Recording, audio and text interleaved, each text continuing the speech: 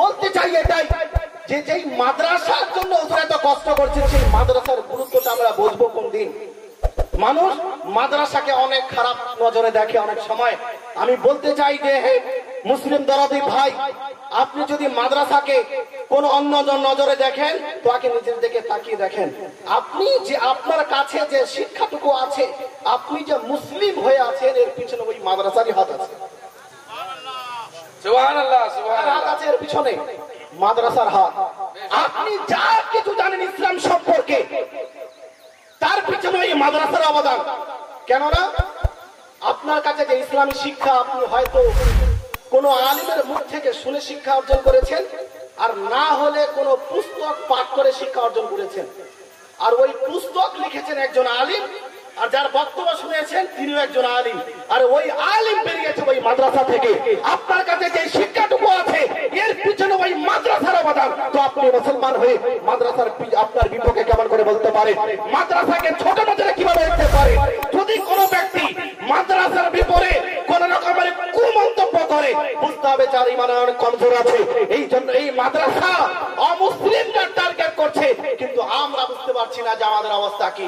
আমাদেরকে টার্গেট করে অনেক মাদ্রাসা বন্ধ করে দেওয়া হলো।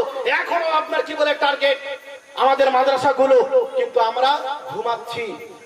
আমরা জাগবো কখন? আল্লাহ পাক আমাদের সকলকে সচেতন হওয়ার তৌফিক দান করেন, বলুন আল্লাহুম্মা আমিন। এই শিক্ষা যেটা নিয়ে আলোচনা করছিলাম, সময় শেষের দিকে কয়েকটি কথা বলেই আমি শেষ করব। এই শিক্ষার ব্যাপারে নবী আলাইহিস সালাম বলেছেন, মান সারা বিল ইলমি হাইয়া লাম ইয়ামুত আবাদা।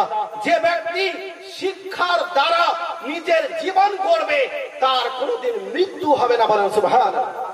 তার কোনোদিন মৃত্যু হবে না মানে যেতে তো হবে, কিন্তু মৃত্যু হবে না মানে নবী পাক বলেন লাম ইয়ামুত আবাদা, সে কোনোদিন মরবে না।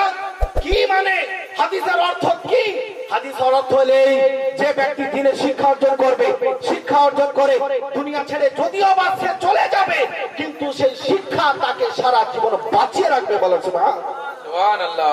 আজ ইমামে আজম আবু হানিফা, উনি নিজের যুগের সর্বশ্রেষ্ঠ মুজতাহিদ, উনি আজ আমাদের কাছে নেই, দুনিয়া ছেড়ে চলে গেছেন, কিন্তু উনি জীবিত আছেন। শিক্ষা উনাকে বাঁচিয়ে রেখেছেন। আর প্রত্যেকটি মাদ্রাসাতে প্রত্যেক দিন ইমামে আজমের নাম নেওয়া হয়। ইমাম শাফিঈ যদিও বা দুনিয়া ছেড়ে চলে গেছেন, কিন্তু শিক্ষা উনাকে বাঁচিয়ে রেখেছেন। ইমাম আহমদ বিন হাম্বল, ইমামে মালিক সহ যত বড় বড় ইমাম এই দুনিয়াতে এসেছেন, বড় বড় ফাকিহ মুজতাহিদ উলামায়ে কেরাম এসেছেন, তাদের নামে দুনিয়াতে জীবিত আছে কেবলমাত্র শিক্ষার জন্য। তারা যে শিক্ষা মানুষের কাছে পৌঁছে দিয়েছিলেন, ওই শিক্ষার কারণে মানুষ তাদেরকে মনে রেখেছে। আজ যে এত বড় প্রতিষ্ঠান মাকদুম আশরাফ মিশন, আমরা হুজুর তাজুল আউলিয়াকে স্মরণ করছি, হুজুর আশরাফুল আউলিয়াকে স্মরণ করছি। এর বড় একটি কারণ হলো এই প্রতিষ্ঠান।